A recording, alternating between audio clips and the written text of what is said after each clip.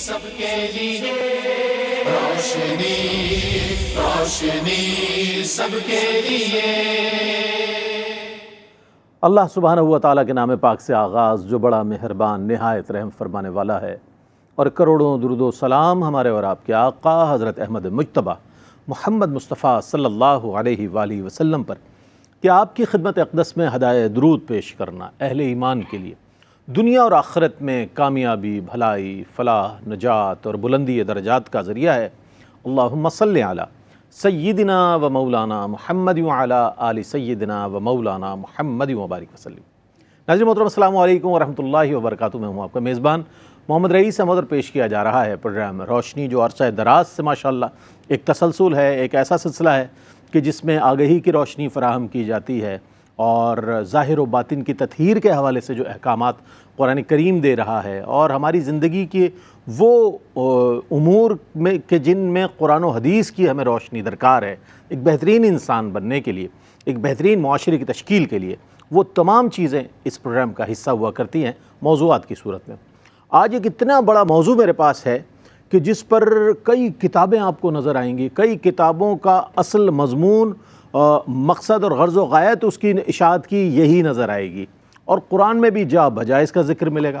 پھر قرآن میں یہ بھی آیا ہے کہ جناب علم والے اور جو علم والے نہیں ہیں وہ برابر نہیں ہیں، یعنی علم کے موضوع پر ہم آج بات کریں گے، اس کی ابتداً اہمیت پر بات کریں گے، پھر ہم بات کریں گے انشاءاللہ اسلامی تعلیمات کا جو دائرہ ہے، سمجھا یہ جاتا ہے کہ بہت محدود دائرہ ہے، بس یہ مختلف ائمہ کے پاس جو علم ہے وہی دینی علم ہے، جبکہ اس کی وسعت کے حوالے سے ہمارے پاس وہ تصور موجود نہیں ہے جو دراصل ہے۔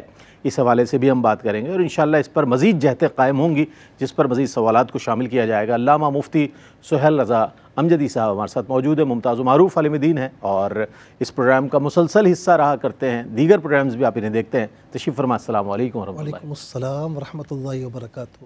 اور علامہ مفتی احسن نوید نیازی صاحب ممتاز و معروف عالم دین تشریف فرما ہیں، جو اکثر و بیشتر ہمارے ساتھ موجود ہوتے ہیں، تسلسل کے ساتھ ماشاءاللہ متعدد پروگرامز کیا کرتے ہیں۔ السلام علیکم ورحمۃ اللہ وبرکاتہ۔ وعلیکم السلام ورحمۃ اللہ۔ قبلہ مفتی صاحب، یہ جاننا چاہوں گا ابتداء میں کہ علم کی اہمیت جو ہے یہ ایک ایسا ایک موضوع ہے کہ جس پر بہت کلام کیا جاتا ہے، آپ حضرات محراب و منبر کے وارثین ہیں، آپ خود بھی بہت کچھ اس پر کہا کرتے ہیں۔ میں چاہتا ہوں اس سوال کے تناظر میں آپ اس پر کچھ روشنی ڈالیے گا۔ بسم اللہ الرحمن الرحیم۔ اللہم صلی علی سیدنا و مولانا محمد وعلی آلہ و اصحابہ وبارک وسلم۔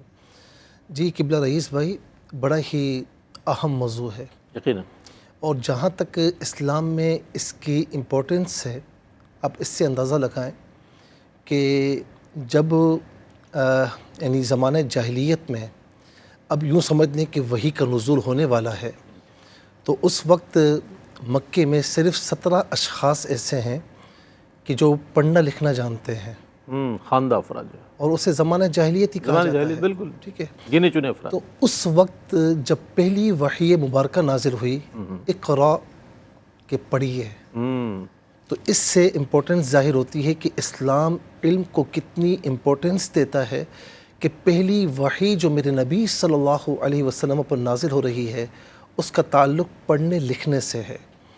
اور پھر یہاں پر دوسری امپورٹنس ہے کہ پڑھا تو پہلے بھی کسی نے ہوگا، لکھا تو پہلے بھی کسی نے ہوگا۔ اقرا بسم ربک الذی خلق، اپنے رب کے نام سے پڑھیے کہ جس نے پیدا فرمایا۔ اچھا، یہ امپورٹنس ہو گئی، یہ اہمیت ہو گئی۔ اور اس کے ساتھ اگر ہم فلسفہ علم پر غور کریں اسلام کے، تو ہمیں یہ نظر آتا ہے کہ اسلام میں جو فلسفہ علم ہے وہ خود شناسی سے خدا شناسی کا سفر طے کرتا ہے۔ واہ واہ واہ، کیا بات، کیا بات، ایک ہوتی ہے بہت خود خوبصورت جملہ شناسی، کہا آپ نے، اور ایک ہوتی ہے خدا شناسی۔ خدا شناسی، یہ سفر طے کرواتا ہے کیا کہنا۔ اسلام میں یہ جو علم کا تصور ہے، فلسفہ ہے، اس کو اگر ہم واضح کریں تو انسان کے جتنی بھی حوائج ہیں، جتنی بھی ضروریات ہیں، چاہے وہ ظاہری طور پر ہو، چاہے وہ باطنی طور پر ہو، چاہے وہ مادی یا روحانی طور پر ہو، یا چاہے وہ نفسانی طور پر ہو، بدنی طور پر ہو، یا ذہنی اور قلب سے اس کا تعلق ہو، یعنی یہ ساری جو ضروریات ہیں یہ ساری کی ساری یوں سمجھ لیں کہ ان سب کی معرفت ضروری ہے۔ بے شک آپ کی بدنی ضروریات کیا ہیں، آپ کی مادی ضروریات کیا ہیں، روحانی ضروریات کیا ہیں، یوں سمجھ لیں کہ مطالعہ انفس ضروری ہے۔ کیا صحیح ہے۔ واہ اچھا، اب دوسری چیز آ گئی کہ پھر ہم اپنی ذات سے آگے بڑھتے ہیں تو مطالعہ کائنات بھی ضروری ہے، بالکل کہ جب تک مظاہر قدرت کا علم نہیں ہوگا، جب تک مظاہر فطرت کا علم نہیں ہوگا، قرآن کیوں بار بار فرماتا ہے سیروا فی الارض؟ کیوں فرمایا؟ کیوں فرماتا ہے کہ افلا تتذکرون، افلا تتفکرون؟ تم تفکر کیوں نہیں کرتے، تدبر کیوں نہیں کرتے، بالکل ایسا ہی۔ تم نصیحت حاصل کیوں نہیں کرتے؟ کیوں فرماتا ہے؟ اس کا مطلب یہ کہ مظاہر کائنات اور مظاہر فطرت کا علم ضروری ہے، اور یہ وہ علم ہے کہ جو ہمیں خدا شناسی کی طرف لے کر جاتا ہے، واہ خدا شناسی کی طرف لے کر جاتا ہے۔ تو اسی لیے ہم دیکھتے ہیں کہ انسان جو ہے، اس کا جو کائنات سے تعلق ہے وہ علمی بھی ہے، فکری بھی ہے، انٹلیکچوئل بھی ہے، اس کی نوعیت ہر ایک اعتبار سے بنتی ہے۔ بہت عمدہ۔ تو اسی لیے ہم اگر قرآن کی روح سے دیکھیں، قرآن کیوں کہتا ہے هل يستوي الذين يعلمون والذين لا يعلمون؟ کیا بات، کیا جاننے والے اور نہ جاننے والے برابر ہو سکتے ہیں؟ کوئی نہیں سکتے۔ هل يستوي الأعمى والبصير؟ کیا اندھا اور دیکھنے والا برابر ہو سکتا ہے؟ ولا الظلمات والنور؟ کیا اندھیرا اور روشنی برابر ہو سکتے ہیں؟ تو جس طرح اندھیرے اور روشنی برابر نہیں ہو سکتے، اندھا اور بینا برابر نہیں ہو سکتے، تو اسی لیے جو جاننے والا ہے اور جو نہ جاننے والا ہے برابر نہیں ہو وہ کبھی برابر نہیں ہو سکتا۔ کیا بات ہے، سبحان اللہ سبحان اللہ۔ ایک جو یہ پرٹیکولر کوشچن تھا علم کے حوالے سے، اس کی اہمیت کے حوالے سے، اس پر ایک بہت ہی خوبصورت جملہ مفتی صاحب نے جو فرمایا، میں اسی سے لطف حاصل کرتے ہوئے اگلے سوال کی جانب جاؤں گا کہ جو علم ہے یہ خود شناسی سے خدا شناسی تک کا سفر ہے، یہ علم ہے بنیادی طور پر، اور یہ بہت اس کے اندر وسعت ہے۔ اگر آپ اس جملے میں دیکھیں اور علم پر اگر یہ جملہ سامنے رکھا جائے تو بہت اس میں کچھ مل جاتا ہے ہمیں۔ اچھا، اب یہ مجھ سے اب یہ فرمائے گا کہ دائرہ کار سمجھا یہ جاتا ہے کہ ائمہ مساجد کے پاس جائیں، چند وضو کے، نماز کے، فرائض و واجبات، حقوق اللہ، حقوق العباد کے حوالے سے پوچھ لیں، جناب نکاح کے طلاق کے مسائل پوچھ لیے، اتنا ہی دین ان کے پاس، اور دین ٹوٹل ہے ہی اتنا۔ تو اس کا دائرہ کار ذرا واضح ہو جائے نا تو لوگوں پر واضح ہو جائے گا کہ علم تعلیمی جو اسلامی تعلیمات ہے اس کا دائرہ ہے کتنا وسیع۔ بسم اللہ الرحمن الرحیم، صلی اللہ علیہ حبیب محمد وعلی آلہ وصحبہ بارک وسلم۔ رئیس بھائی، عام طور پر سمجھا یہی جاتا ہے کہ ایک چند عبادات ہیں، چند رسوم ہیں یا چند اخلاقی چیزیں ہیں، یہ اسلام کی تعلیمات بس یہ ٹوٹل یہی، بس اس کو کل دین سمجھا جاتا ہے۔ اس میں تو کوئی دو رائے نہیں کہ یہ بھی دین کا حصہ ہیں اور اہم حصہ ہیں، اس کا انکار نہیں، لیکن اسے صرف یہیں تک محدود کر لینا یہ دین کا انتہائی محدود تصور ہے، اور یہ تعلیم کا بھی انتہائی محدود تصور ہے، بطور خاص اسلامی تعلیم کا بھی یہ انتہائی محدود تصور ہے، بلکہ یہ مس کنسپشن ہے۔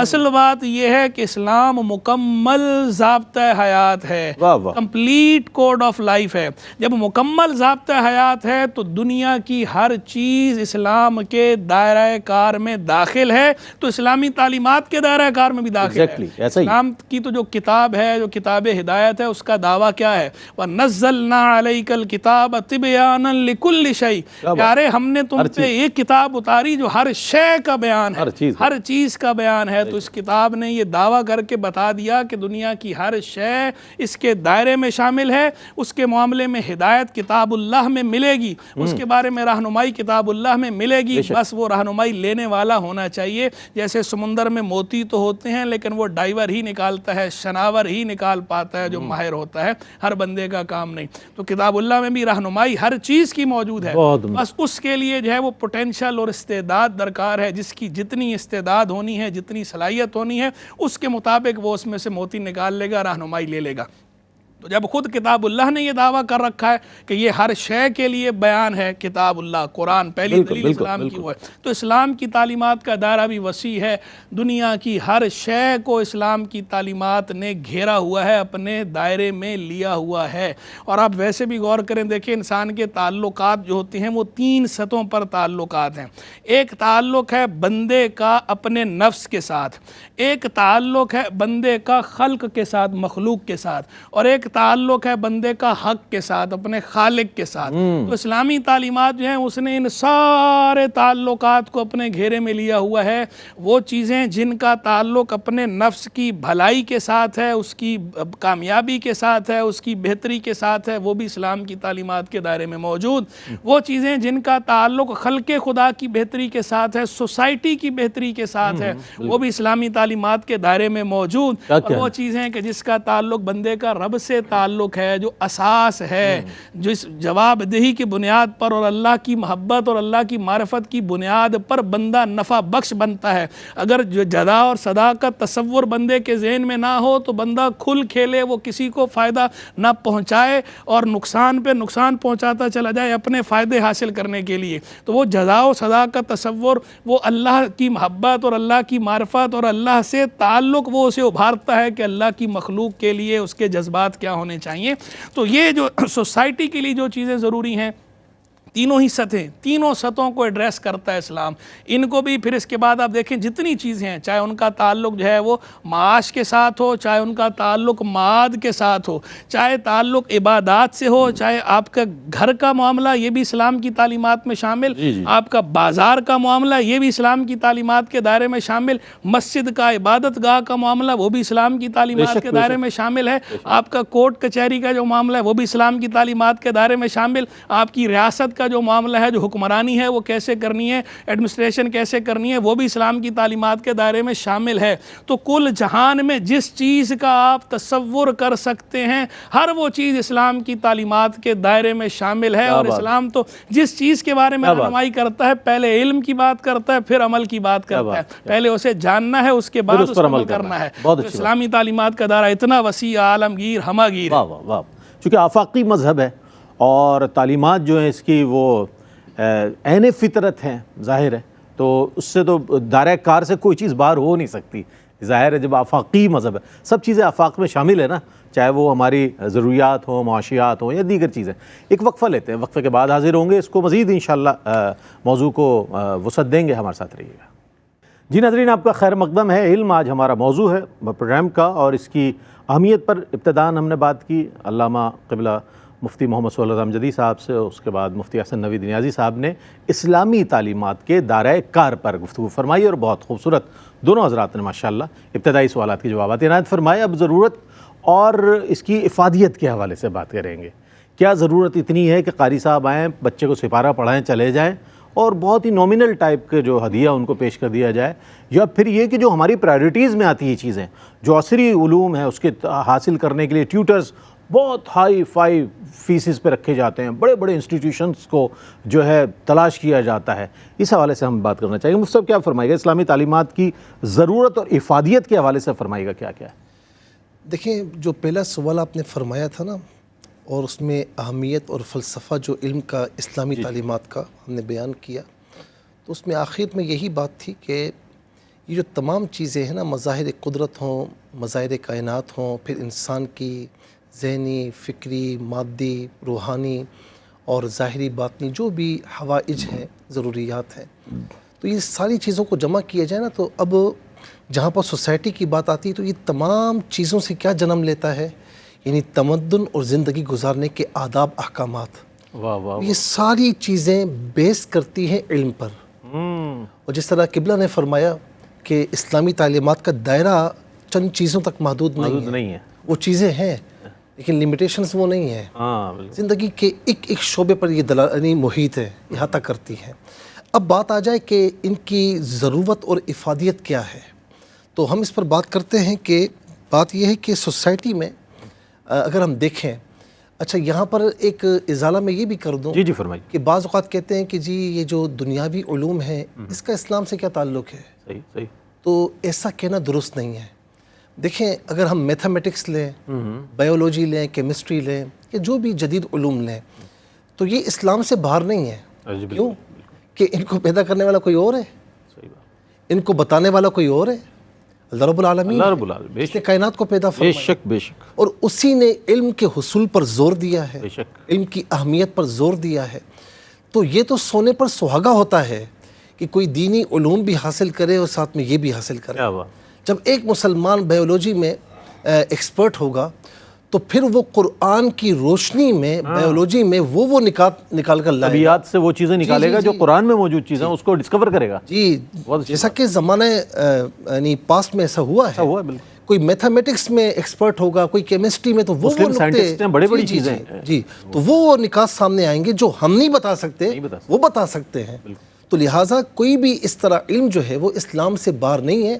اسلام سے باہر ہم کر لیتے ہیں، انسان کر لیتا ہے، باقی کوئی علم اس طرح اسلام سے جدا نہیں ہے. اچھا، اب بات آ جائے کہ اسلامی جو تعلیمات ہیں، دیکھیں سوسائٹی میں اس کی جو ضرورت ہے، اہمیت ہے، کیا ہے؟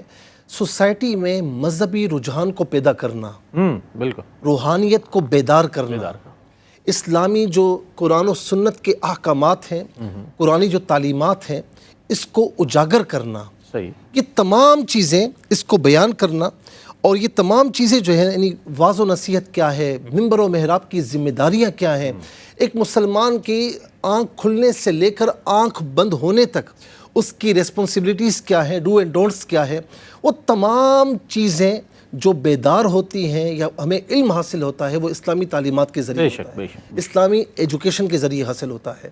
اور اس کی اگر ہم بات کریں افادیت پر، تو اس کی افادیت ظاہر ہے کہ ایک بندہ جب یہ علم حاصل کرے گا تو معاشرے میں ایک با کردار ہو کر سامنے آئے گا، با اخلاق ہو کر سامنے آئے گا، اور معاشرے میں ایک یوں سمجھ لیجئے کہ ایک کارآمد شخصیت وہ بن سکتی ہے.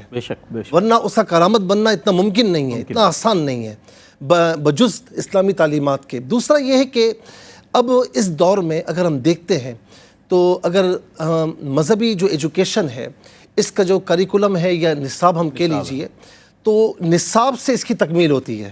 ہم درس نظامی پڑھتے ہیں، اسلامی تعلیمات پڑھتے ہیں، یا کچھ شارٹ کورسز ہیں، جو بھی ہیں، اس سے یہ تمام چیزیں ہمیں حاصل ہوتی ہیں. لیکن دور جدید کے اعتبار سے اگر ہم دیکھتے ہیں کہ پہلے یوں نہیں تھا کہ مذہبی تعلیم الگ ہے، یہ دنیاوی ایجوکیشن الگ ہے، ایسا نہیں تھا. یہ بھی انسانوں نے کیا ہے، یہ بھی ہم نے کیا، یہ بھی انسانوں نے کیا ہے، ورنہ تو اس کو جدا نہیں ہونا چاہیے. کیونکہ اب اس دور میں مذہبی تعلیمات جو بھی ہیں، درس نظامی کورس ہیں، جتنے بھی کورسز ہیں، اب تو عصری علوم شامل ہو گئے ہیں مدارس میں. دور جدید کے اعتبار سے اس کو رواج دینا چاہیے. دور جدید میں جو بھی علوم علماء نوٹ کرتے ہیں کہ بھئی یہ ضروری ہیں، تو اس کو بھی ان میں شامل ہونا چاہیے. اب دیکھیں کہ جب مذہبی حلقوں نے یہ کمی محسوس کی تو اب کئی مدارس آپ کو ایجوکیشن ادارے اس طرح ملیں گے جنہوں نے عصری علوم شامل کیے ہیں. میں سمجھتا ہوں کہ یہ بڑا خوش آئین قدم ہے کہ ایک دینی علوم حاصل کرنے والا جب کسی دینی ادارے میں جائے، کوئی اپنے بچے کو بھیجے، اور اس کے بعد 16-17 سال کے بعد جب وہ اس ادارے سے فارغ التحصیل ہو کر نکلتا ہے، تو جہاں اسے دینی علوم میں مہارت حاصل ہو تو وہاں اسے دنیاوی علوم میں بھی مہارت حاصل ہونی چاہیے. تو میں سمجھتا ہوں کہ وَأَعِدُّوا لَهُم مَّا اسْتَطَعْتُم مِّن قُوَّةٍ، اس آیت کریمہ کو اگر دیکھا جائے کہ تم تیار رہو قوت کے اعتبار سے بھی، ہر استعداد کے اعتبار سے بھی. تو مفسرین نے یہاں پر یہی فرمایا کہ قوت سے مراد یہاں پر طاقت بھی ہے. دور جدید کے جو طاقتیں ہیں، جو بھی معاملات ہیں، اس کے ساتھ ساتھ جو بھی جدید علوم ہیں وہ بھی اس قوت میں شامل ہیں. ہمیں اس میں ذرا برابر بھی کوتاہی نہیں کرنی چاہیے. بہت اچھی بات ہے. ایک موٹیویشنل اسپیکر کی طرح مفتی صاحب نے آپ لوگوں کو موٹیویٹ کرنے کی کوشش کی کہ واقعتاً سمجھا جو جاتا ہے یا جو عام تاثر ہے، عمومی تاثر ہے کہ بھئی اس میں کیا کوئی ایسی ہمیں چیز چارم نظر نہیں آ رہا. اسی جانب ہم بڑھیں گے آگے کہ بچے کو ڈاکٹر بنائیں، انجینئر بنائیں، کوئی ایسا سائنٹسٹ بنائیں، کوئی ایسا آئی ٹی کے شعبے میں کچھ کرے، یہ کہ نام کرے. تو کیا اسلامی ہمارے جو مسلمان سائنٹسٹ ہیں انہوں نے نام پیدا نہیں کیا؟ آج بھی ان کے نام تاریخ میں موجود ہے. میں یہ جاننا چاہوں گا مفتی جی فرمائیے.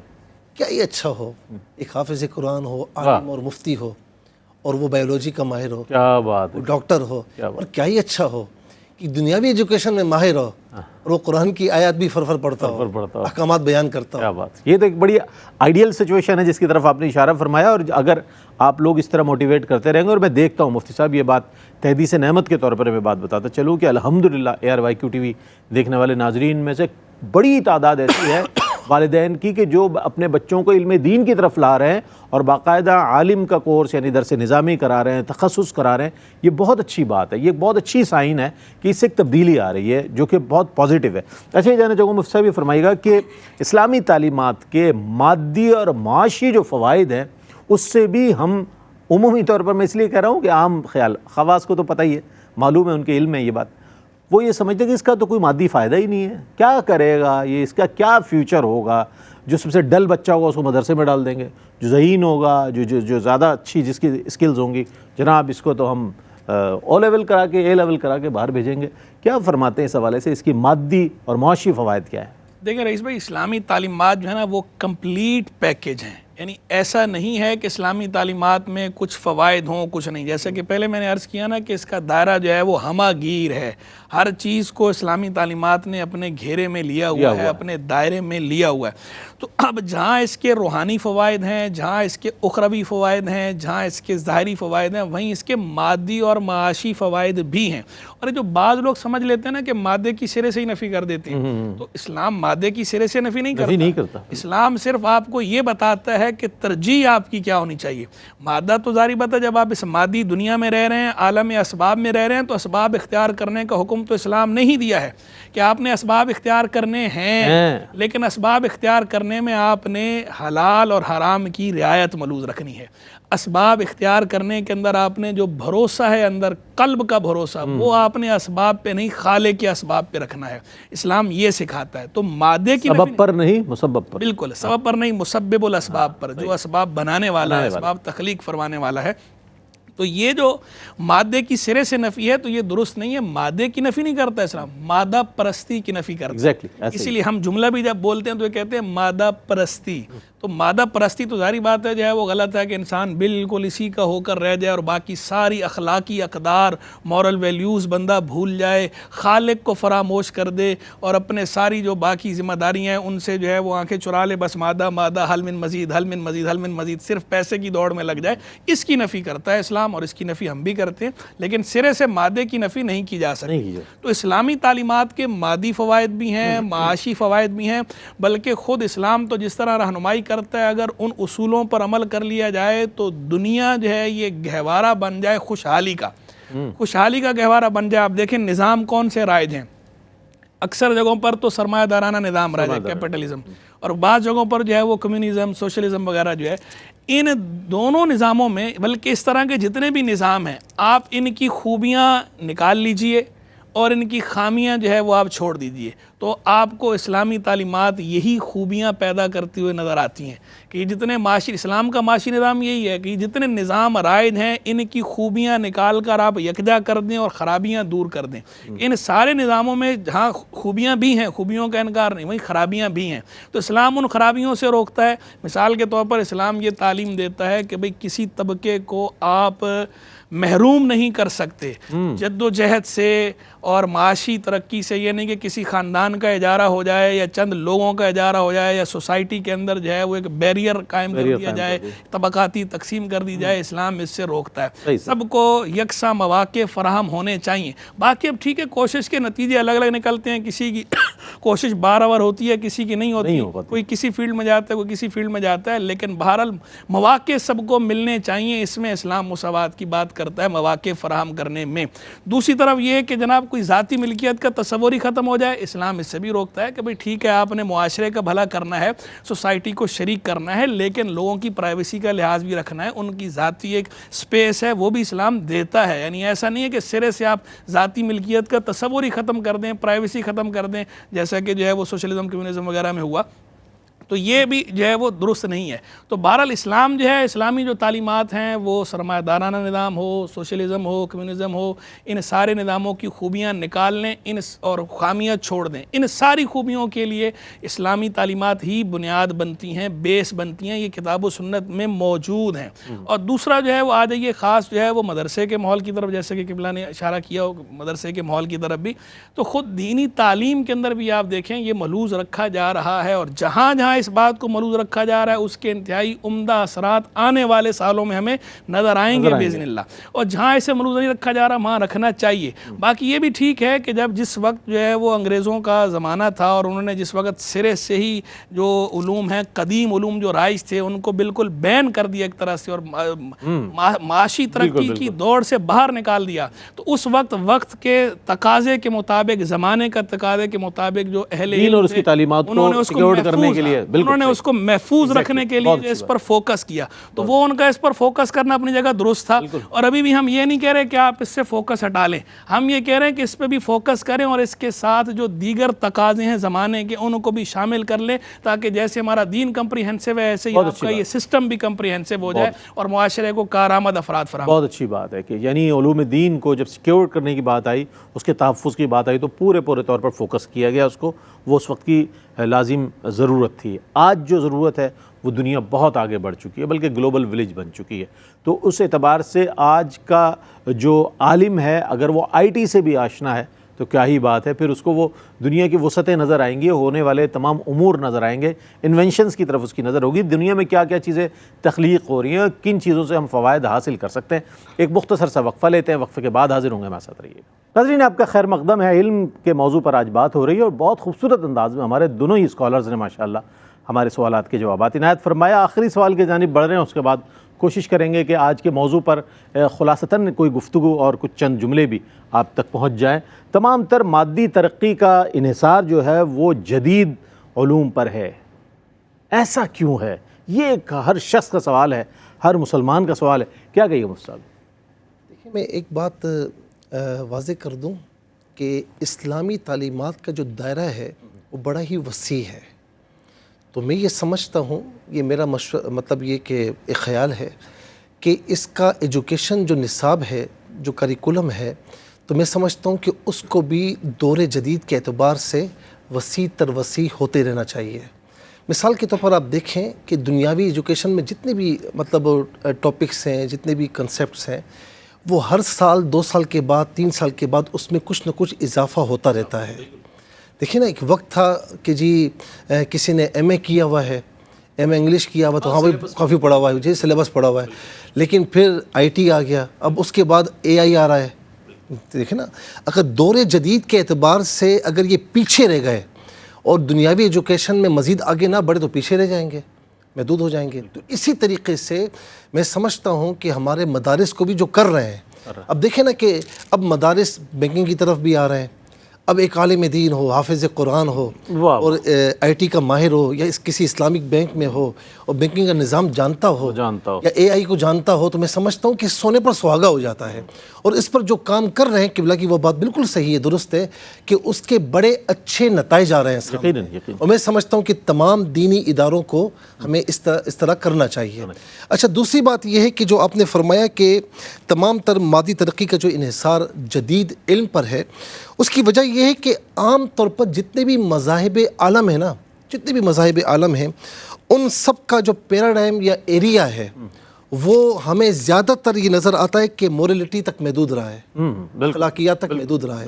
اچھا، آج بھی بعض لوگ اسلام کے بارے میں کلیم کرتے ہیں کہ جی یہ تو اخلاقیات تک محدود ہے. ہم یہ کہتے ہیں کہ یہ بات درست ہے کہ ایک مسلمان کو با اخلاق ہونا چاہیے، ایک مسلمان کو جو ہے وہ با کردار بھی ہونا چاہیے، لیکن یہاں بس نہیں ہے. اسلام ایک مکمل کمپلیٹلی نظام حیات ہے، بالکل، اور نظام حیات کو پیش کرتا ہے، پورا نظام پیش کرتا ہے.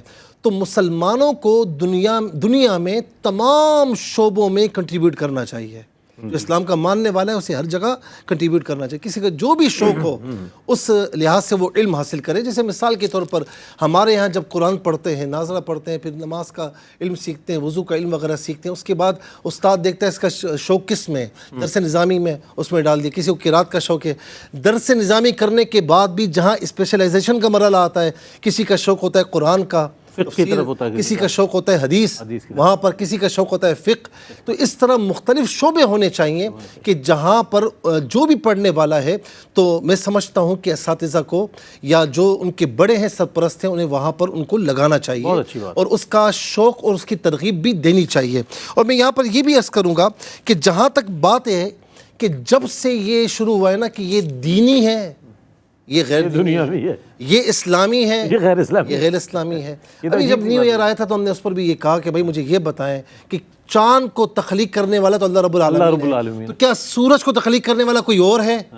دونوں نظاموں کو اللہ تعالیٰ چلا رہا ہے. تو یہ دونوں اسلامی ہیں، کوئی بھی غیر اسلامی نہیں ہے. ہاں انسانوں نے بنا دی ہے یہ دینی نہیں. جب ہم نے اسلامی علوم کو محدود کیا، علم کو محدود کیا، دائرے کو محدود کیا، تو نتیجہ کیا نکلا؟ ہم خود بھی محدود ہوتے جا رہے ہیں اور ہماری سوسائٹی بھی محدود ہوتی جا رہی ہے۔ جب ہم اس کا دائرہ وسیع کریں گے، وسعت نظری ہوگی، تو میں سمجھتا ہوں کہ ہر دور میں مسلمان کسی سے بھی پیچھے نہیں رہے گا۔ اب چونکہ جو مادی علوم ہے، مادی ایجوکیشن ہے، اس میں چونکہ مادی جتنے بھی تقاضے ہیں ان کو مد نظر رکھا جاتا ہے، تو اسی لیے وہ زیادہ تر دنیاوی ترقی کی طرف جاتے ہیں اور براہ راست وہ اس میں مؤثر ہوتے ہیں۔ اور جو ہمارے جو دینی علوم ہیں اس میں روحانیت کو بھی مد نظر رکھا جاتا ہے، تو لہٰذا اب اس کو پڑھنے والے زیادہ تر یعنی آخرت اور روحانی پر متوجہ ہوتے ہیں۔ تو بات وہیں پر بنتی ہے جو میں نے اس سے پہلے عرض کیا ہے کہ کیا ہی بہتر ہو کہ جو عصری علوم کو جو اس کا نصاب بنانے والے ہیں دنیاوی علوم کا، وہاں پر دین کو بھی شامل کریں، اور کیا ہی بہتر ہے کہ جو دینی علوم کا نصاب بنانے والے ہیں، کریکولم بنانے والے ہیں، وہ اس میں دنیاوی علوم کو شامل کریں۔ تو میں سمجھتا ہوں کہ جو حسین امتزاج ہمیں نظر آئے گا وہ بھی اس میں بھی بہتری آئے گی۔ اور دوسرا یہ ہے کہ دنیاوی ترقی میں پھر مسلمانوں کا کردار ہر اول دستے کی طرح رہے گا۔ بالکل ایگزیکٹلی، بہت اچھی بات آپ نے کہی۔ اور بلا شبہ اگر دوسرے شعبوں سے ہٹ کر ہم صرف فلکیات کے حوالے سے ہم بات کریں تو ماہرین فلکیات جو مسلمان ہیں انہوں نے، چونکہ ماہ رواں میں شب معراج کا واقعہ، عظیم واقعہ 27ویں شب کو جو وقوع پذیر ہوا، اس کے حوالے سے جب روشنی کی رفتار کو جب انہوں نے کیلکولیٹ کیا اور واقعہ معراج پر بات کی تو بہت کمال انداز میں بڑی لاجیکل ان کی تحریریں ملتی ہیں۔ تو یہ بھی ایک چیز ہے، چونکہ جب مسلمان ہوگا، اللہ پر یقین رکھتا ہوگا، چاند سورج کے بنانے والے پر یقین رکھتا ہوگا، تو اس کی اللہ تعالیٰ کے کرم سے اس پر بہت سے درواہ ہو رہے ہوتے ہیں۔ کیا فرمائے گا پیغام کی صورت میں؟ علم ہمارا موضوع ہے، اس کی ضرورت پر بھی بات ہوئی، اہمیت پر بھی، افادیت پر بھی، پھر اس کے دائرہ کار پر بھی بات ہوئی، پھر اب جو چیزیں ہیں اس کے حوالے سے جو تصورات ہیں، میں چاہوں گا اس پر کچھ پیغام دے دیجیے۔ اس میں جیسا کہ ہم نے کئی دفعہ کہا کہ جو ہے اس کا دائرہ جو ہے وہ وسیع ہے، تو جب دائرہ وسیع ہے تو ہماری سوچ کا دائرہ بھی وسیع ہونا چاہیے۔ ایگزیکٹلی، سوچ کا دائرہ وسیع ہو اور ہم اپنی محدود نہ ہو جائیں کسی خاص سطح پر، بلکہ اسکل ڈیولپمنٹ کی طرف آئیں۔ جو سوسائٹی کو فائدہ ہونا ہے وہ اسکل ڈیولپمنٹ سے ہونا ہے، ہماری اپنی ذات کو بھی فائدہ ہونا ہے، معاشرے کو بھی فائدہ ہونا ہے۔ تو ہمارا کوئی دن ایسا نہ گزرے کہ ہم اس دن میں کوئی نئی بات نہ سیکھیں۔ جو بھی کامیاب لوگ ہوتے ہیں وہ معاشرے میں، کسی بھی معاشرے میں، وہ خوب سے خوب تر کی جستجو میں ہوتے ہیں، تو وہ ہر آنے والا دن ان کی زندگی کے اندر انہیں ایک نئی بات سکھا رہا ہوتا ہے۔ تو ہم بھی اس پر فوکس کریں اور اسکل ڈیولپمنٹ پیدا کریں اپنے اندر، اور کوشش کریں کہ ہر دن ہماری معلومات کا جو دائرہ ہے وہ بھی وسیع ہو۔ جیسے اسلامی تعلیمات کا دائرہ وسیع ہے تو ہماری معلومات کا دائرہ بھی ہر آنے والے دن میں وسیع ہونا چاہیے۔ اور جب معلومات کا دائرہ وسیع ہوگا تو اس کے بعد جو ہے وہ اگلا مرحلہ عمل کا ہے، اگلا مرحلہ جو ہے وہ رویے کا ہے۔ جب بندے کا بڑھتا ہے تو علم کے ساتھ جو ہے وہ حلم بڑھتا ہے، شعور پختہ ہوتا ہے، فکری بالیدگی آتی ہے، تو اس کا اثر اس کے رویوں میں بھی ظاہر ہوتا ہے، اس کے ایکشنز میں، اس کے افعال میں، اس کے اعمال میں ظاہر ہوتا ہے، اور پھر معاشرے پہ اس کا بڑا مثبت اثر پڑتا ہے۔ بالکل بالکل صحیح فرمایا آپ نے۔ اچھا مفتی صاحب، میں چاہوں گا آپ سے بھی پیغام لیا جائے، چونکہ ظاہر ہے بہت انٹریکشن ہے آپ کی پبلک کے ساتھ، محراب و منبر کے حوالے سے مختلف اجتماعات میں آپ خطاب فرماتے ہیں۔ کیا پیغام دیجیے گا؟ ARYQ TV کی اسکرین کے ذریعے پوری دنیا میں ماشاءاللہ دیکھا جانے والا یہ پروگرام ہے، علم کے موضوع پر آج جو بات ہوئی، کس قدر یہ ضرورت اور اہمیت اس چیز کی کہ اس پیغام کو آگے بڑھایا جائے؟ میں یہ بات عرض کروں گا کہ جو مادی ایجوکیشن ہے، جسے ہم دنیاوی ایجوکیشن کہتے ہیں، یہاں پر تھنک ٹینکس تو ہوتے ہیں جو ہر 2 3 4 5 سال کے بعد ریویو کرتے ہیں۔ میں سمجھتا ہوں کہ اسی طریقے سے ہمارا مذہبی طبقہ ہے، جو ہمارا یوں سمجھ لیں نصاب ہے درس نظامی کا، یا جو بھی نصاب ہے، اس میں بھی تھنک ٹینک ہونا چاہیے جو ہر 3 4 سال کے بعد، 5 سال کے بعد یا اس سے پہلے بھی ضرورت پڑے وہ آبزرور ہونے چاہیے، جو بالکل ایسا ہے، مشاہدے کی قوت رکھتے ہوں کہ ہو کیا رہا ہے، ہونا کیا چاہیے۔ اور وہ چند ہوتے ہیں جو دماغ ہوتے ہیں، تیز ترین دماغ ہوتے ہیں، تو ان کو بیٹھ کر نصاب پر ضرور غور کرنا چاہیے، اور اس میں کہیں بھی وسعت کی گنجائش نکلتی ہو تو میں سمجھتا ہوں کہ اس میں ضرور ان کو اپنا کردار ادا کرنا چاہیے۔ دیکھیں، مسلم جو ہے وہ سائنٹسٹ یا مسلم ڈاکٹرز اسی صورت میں ترقی کریں گے کہ جب بچپن سے ان کا نصاب بہترین ہوگا۔ یعنی اب ایسا ہونا چاہیے کہ کسی کو اگر اعلیٰ تعلیم حاصل کرنی ہے تو اسے باہر جانے کی ضرورت نہ پڑے، یہیں پر سارے انتظامات اس طرح ہونے چاہیے کہ وہ بہترین انداز میں اپنی تعلیم کو جاری رکھ سکے۔ کیا بات۔ اچھا ایک چیز اور بھی میں ضمناً شامل کر دوں، اور آپ یہ نہیں سمجھیے گا کہ میں اپنی طرف سے، یہ چیز ہے دینی علوم کے حصول کے لیے کوئی کہیں نہیں جاتا، الحمدللہ اپنے ہی ملک میں، چاہے وہ درس نظامی ہو، چاہے تخصص ہو، چاہے حدیث میں اس کو کوئی وہ کرنا ہو، کوئی جتنے کام ہے وہ ہو جاتا ہے۔ اعلیٰ تعلیم کے لیے جب بھیجا جاتا ہے عصری علوم کے لیے ہمیں باہر جانا پڑتا ہے، یعنی کہ ہم اس میں ادھورے ہیں، ہمارے پاس کمپلیٹ نہیں ہے وہ چیز جس کے حصول کے لیے باہر بھیجا جاتا ہے، یعنی کہ ظاہر ابروڈ۔ کیا کہیے گا اس حوالے سے؟ یہ تو الحمدللہ ہمارے پاس اتنا اس کا ذخیرہ موجود ہے کہ ہم ان کو آراستہ و پیراستہ کر سکتے ہیں اپنے نوجوان کو اور اپنے طالب علموں کو۔ دینی علوم کے لیے بھی باہر جاتے ہیں، میں خود گیا ہوں، 2 سال پڑھ کر آیا ہوں، لیکن یہاں پر یہ بات آپ کی بالکل صحیح کہ یہاں پر وافر مقدار میں انتظامات موجود ہیں، لیکن دنیاوی علوم میں بھی پھر اصل میں گیپ آیا ہے نا۔ بالکل ہے، یہ فلاں اسکول ہے، یہ فلاں اسکول ہے، یہ پرائیویٹ ہے، تو کوئی بھی امیر کوئی شخص ہے، منصب والا شخص ہے، تو وہ اپنے بچوں کو عام اسکول میں داخل نہیں کرواتا، وہ ان اسکولز میں داخل کرواتا ہے کہ جہاں کا ایجوکیشن سسٹم وہاں سے ملتا ہے۔ جی بالکل۔ تو پھر ظاہر ہے کہ وہاں پر جب اعلیٰ تعلیم کا حصول ہوگا تو یہاں پر نہیں ہوگا، وہیں پر ہوگا۔ میں سمجھتا ہوں کہ ہمارے یہاں تعلیمی نصاب میں یا تعلیمی نظام میں یہ افراط و تفریط بھی ختم ہونی چاہیے۔ ٹھیک ہے، ولنائنر آپ میں چاہوں گا وہ رہ گئی تھی کوئی بات وہ مکمل کر دیں۔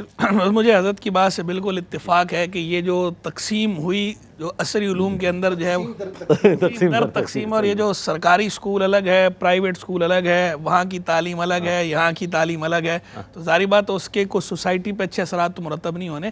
تو تعلیمی نظام جو ہے وہ یکساں ہونا چاہیے اور یکساں مواقع سب کو فراہم ہونے چاہیے۔ واہ، بہت اچھی بات۔ ایک بات عرض کروں، جی میں ایک ملک میں تھا تو وہاں جہاں میں جن کا میزبان تھا اس کا بچہ جس اسکول میں پڑھ رہا تھا تو وہاں کے میئر کا بچہ بھی اسی اسکول میں پڑھ رہا تھا۔ یہ مساوات۔ جناب بہت شکریہ آپ کا، آپ دونوں کی تشریف آوری کا، بہت عمدہ کلام فرمایا آپ دونوں نے۔ قبلہ مفتی محمد سہیل رضا امجدی صاحب، قبلہ مفتی احسن نوید نیازی صاحب ہمیشہ ہی بہت عمدہ کلام فرماتے، بڑی شرح و بسط کے ساتھ گفتگو فرمائی تمام ہمارے سوالات پر، اور اس میں ظاہر ہے جو چیزیں آپ کے لیے آپ بہتر سمجھتے ہیں کہ کہیں غلطی ہو جاتی ہے انسان سے، ہمارے بچوں کے حوالے سے کچھ فیصلے کرنے میں، ہمیں کس طریقے سے اسلامی تعلیمات کے حوالے سے ہم بہت ساری چیزیں نہیں جانتے، تو آج کی گفتگو سے آپ تک یہ بات پہنچی ہوگی۔ اسی کے ساتھ اپنے میزبان محمد رئیس احمد کو اجازت دیجیے، انشاءاللہ آئندہ پروگرام میں آپ سے ملاقات ہوگی، تب تک کے لیے اللہ حافظ۔